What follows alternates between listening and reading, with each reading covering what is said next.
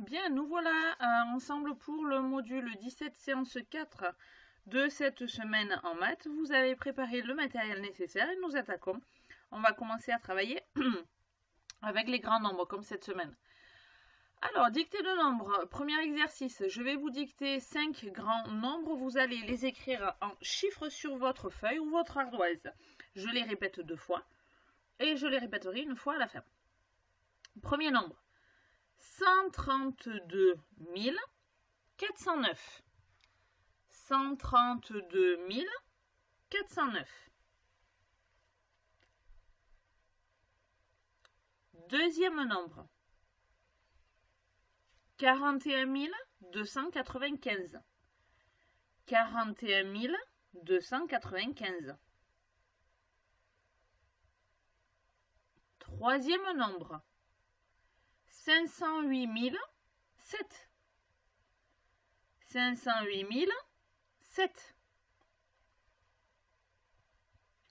Quatrième nombre. 905 003. 905 003. Dernier nombre. 84 212.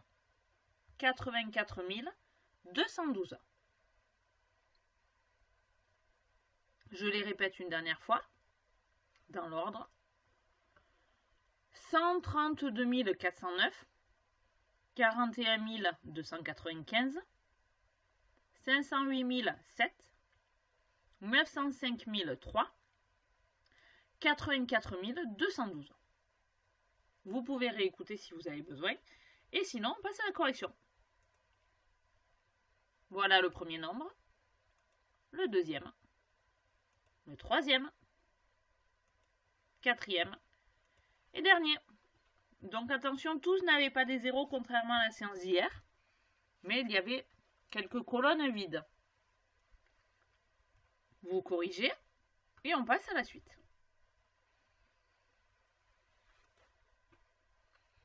Alors, petit exercice, vous avez déjà l'habitude de le faire.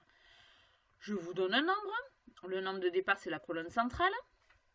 Je vous ai laissé l'exemple, 45 622. Je vous demande le nombre précédent, celui qui vient juste avant, c'est-à-dire quand on fait moins 1. Et je vous demande aussi le nombre suivant, qui vient juste après, quand on fait plus 1. Donc vous allez le faire pour les 5 nombres suivants. Donc attention, le nombre donné est celui-ci. Moins 1 vers la gauche, plus 1 vers la droite. Vous marquez uniquement les bonnes réponses sur la ligne 1, 2, 3 et 4. Et vous marquez directement les résultats, on se rejoint pour la correction. Bien. Donc le nombre de départ 45 622, il y avait l'exemple qui était noté. Maintenant on passe au suivant. 98 751, le précédent. 98 750. Le suivant quand je fais plus 1. 98 752. Nombre d'après. 78 456. Le précédent. 78 455. Le suivant, 78 457. En dessous. Attention, cette fois-ci, le nombre a été donné à l'extrême gauche. Donc, il fallait rajouter plus 1 à chaque fois. Donc, 99 559. On obtient 99 560. 99 561. Dernier nombre. 74 562, c'était l'inverse. Il était à l'extrême droite. Il fallait reculer à chaque fois. Donc, on obtient 74 561 et 74 560. Vous pouvez mettre pause pour finir de corriger. J'espère que tout est bon.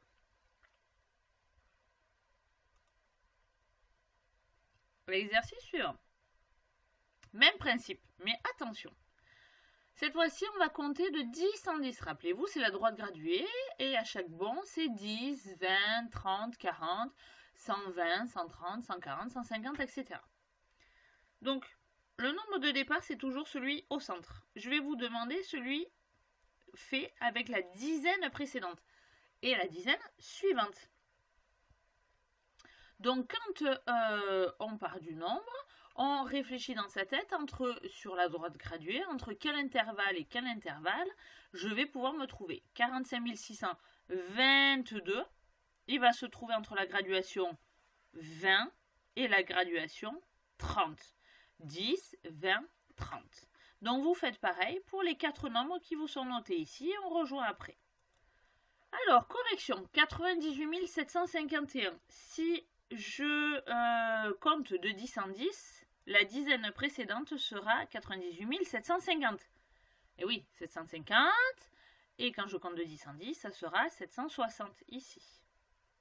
78 456. Si je compte de 10 en 10, je vais être entre l'intervalle 78 450 et 78 460. Nombre suivant, 43 126. Quand je compte de 10 en 10, je regarde ma dizaine. Donc ma dizaine précédente, 43 120. Et forcément la suivante, qu'est-ce que c'est qui vient après 20? Ça sera 30. 75 489. La dizaine précédente, ça va être 75 480. Et la dizaine suivante, 75 490. Finissez de corriger et on passe. Donc on passe à l'exercice suivant.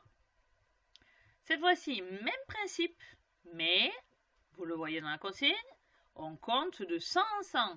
Même chose, des intervalles de 100, 200, 300, 400. Et cette fois-ci, on va s'occuper de regarder les centaines. 45 622, il est compris entre 600 et 700. Donc allez-y, faites l'exercice, on se rejoint après. Alors, vous avez votre stylo vert. On corrige.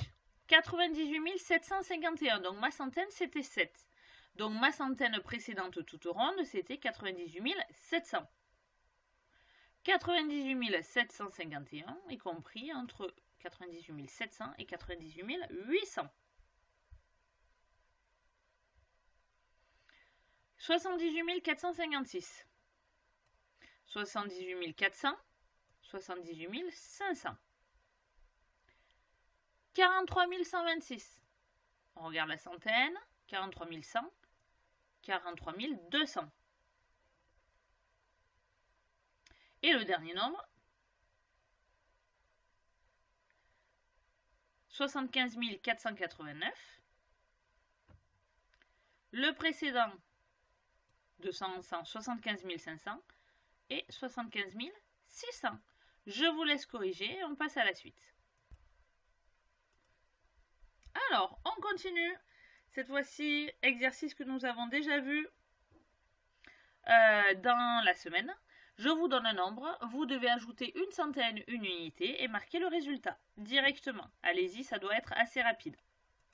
Allez, on passe à la correction. Donc nous avions 12 547 plus 101, c'est-à-dire plus une centaine, plus une unité. On obtient 12 648. 54 209 plus 101, 54 310. Et oui, on change la dizaine. 410 514, on obtient 410 615. Je vous laisse corriger.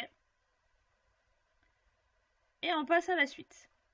Exercice que vous connaissez là aussi. Cette fois-ci, c'est moins 101, moins une centaine, moins une unité. Allez-y et on se rejoint pour la correction. Alors, nous avons 47 632 moins une centaine, moins une unité. Nous obtenons 47 531. 86 129 moins 101. On obtient 86 000. Il n'y a plus de centaines. 28. 201 463 moins 101. On obtient 201 362. Je vous laisse corriger et nous continuons la séance de maths.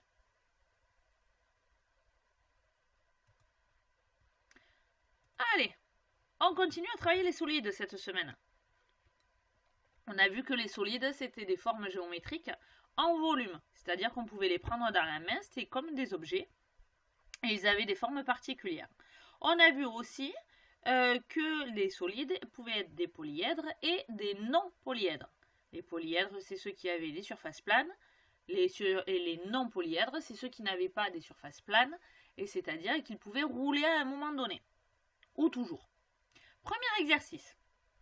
Alors, hop, je vais mettre pause, je rajoute un petit quelque chose. Voilà, j'ai rectifié. Alors, vous avez 10 figures qui vous sont présentées.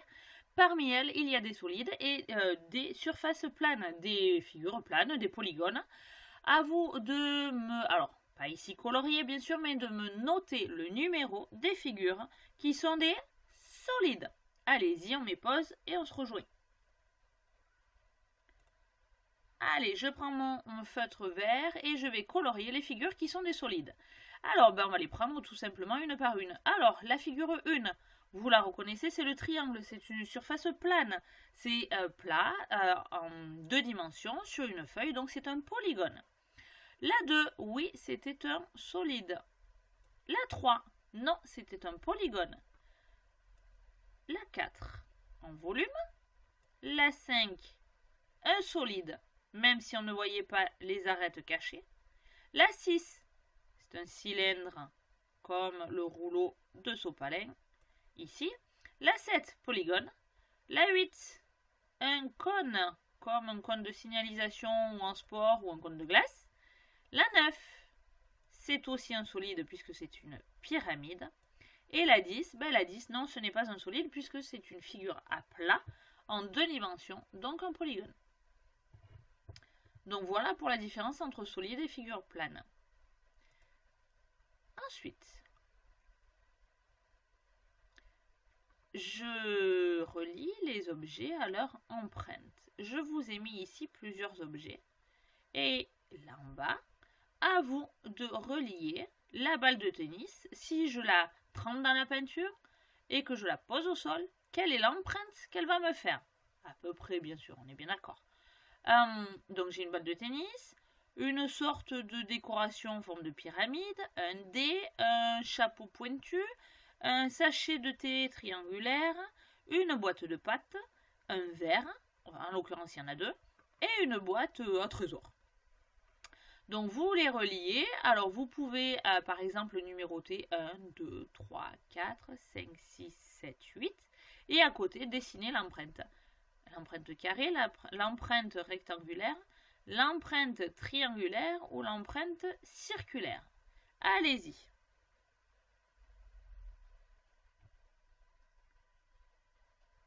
Alors, je prends mon outil pour relier. Voilà. Alors, ma balle de tennis, quelle est l'empreinte qu'elle va faire? Tout simplement ici. Une empreinte circulaire. Ma pyramide, attention, regardez bien, si elle est au sol posée comme ça, ma pyramide aura une empreinte carrée. Après, c'est sûr que si je la pose sur cette face-là, à ce moment-là, je l'aurai reliée au triangle. Mais sur la photo, elle était posée sur sa base comme ça, donc c'est une empreinte carrée. Le dé, qui est un cube, a une empreinte carrée aussi. Le cône, regardez bien, le cône est triangulaire. C'est une surface puisqu'il peut rouler, mais sa base, elle est plane et elle va faire une empreinte circulaire. C'était bien l'endroit sur lequel elle était posée. On passe à la boîte à trésor ici, regardez bien en bas sur quoi elle est posée, une empreinte rectangulaire. Les verres, ça vous avez repéré, une empreinte circulaire. La boîte de pâtes, la base, elle est là aussi rectangulaire. Et mon sachet de thé, alors ça, si les mamans boivent du thé, vous devez le savoir, l'empreinte sera triangulaire. Bien, je vous laisse prendre la correction. Alors ensuite, dans les 2 fiches que je vous ai données en pièces jointes, on prend la deuxième et la consigne est presque la même. Pareil, je vous ai donné des objets de la vie quotidienne, de la vie courante. Maintenant, vous allez relier chaque objet à son solide, c'est-à-dire que mon dé, est-ce qu'il ressemble à ce solide-là, à celui-ci, celui-ci, ici, celui-là ou celui-ci? Donc, vous pouvez faire un numéroté 1, 2, 3, 4, 5, 6, 7, 8. Et pareil, par exemple, A, B, C, D, E, F, ou les représenter très rapidement. Je vous laisse faire, on se rejoint pour la correction.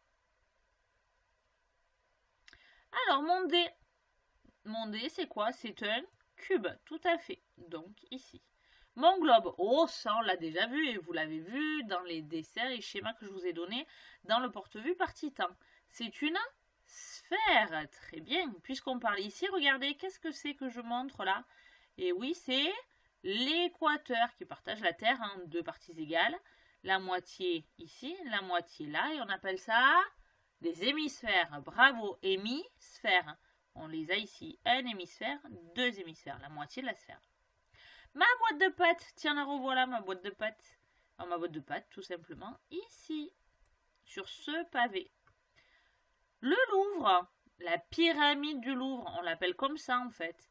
Donc tout simplement, c'est la pyramide, on est bien d'accord.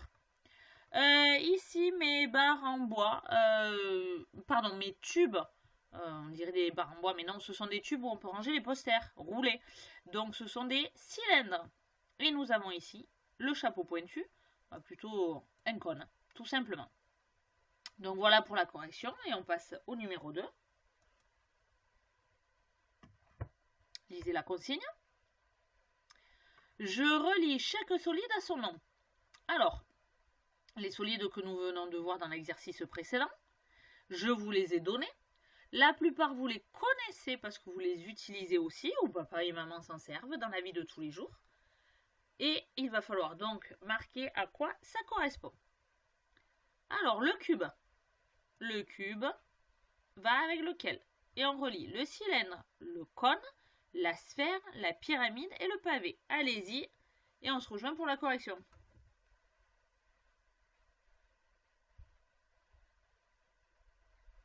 Alors, nous avons le cube. Avec quel solide nous allons le relier? Celui qui ressemble à un cube, tout simplement. Vous y jouiez quand vous étiez petit, on appelait ça les cubes. Le cylindre. Le cylindre, ce sont les tubes, par exemple, où on roule un poster. Le tube de papier toilette ou le tube de sopalin. Ça marche aussi. Le cylindre. Le cône, c'est facile. Si vous mangez des glaces, oui, des cônes glacés, tout simplement, puisque c'est la forme du cornet. La sphère, pensez à la géographie, à l'espace. Demi-sphère, hémisphère, la boule. Alors, la boule, c'est l'objet de la vie de tous les jours. En géométrie, on appelle ça une sphère. Faites attention. La pyramide. Alors, certes, c'est la pyramide avec l'objet construit par les Égyptiens dans l'Antiquité égyptienne, mais c'est là aussi la forme géométrique avec une base carrée et des triangles sur les côtés. Et il nous manque un, le pavé. Alors, on appelle ça le pavé parce qu'il a des côtés rectangulaires et ici, deux faces carrées ou parfois elles peuvent être rectangulaires. Voilà pour l'exercice. Et nous allons terminer la séance maintenant avec le fichier Orodator. Alors, pour ceux qui l'ont déjà fini, vous pouvez prendre un de vos anciens fichiers que vous avez dans vos pochettes et les avancer. Vous pouvez faire aussi une ou deux figures du fichier manga. Pour les autres, vous me terminez le fichier Orodator. Et on l'aura terminé cette semaine. Voilà pour la séance de maths. Et on se retrouve pour la prochaine séance lundi prochain.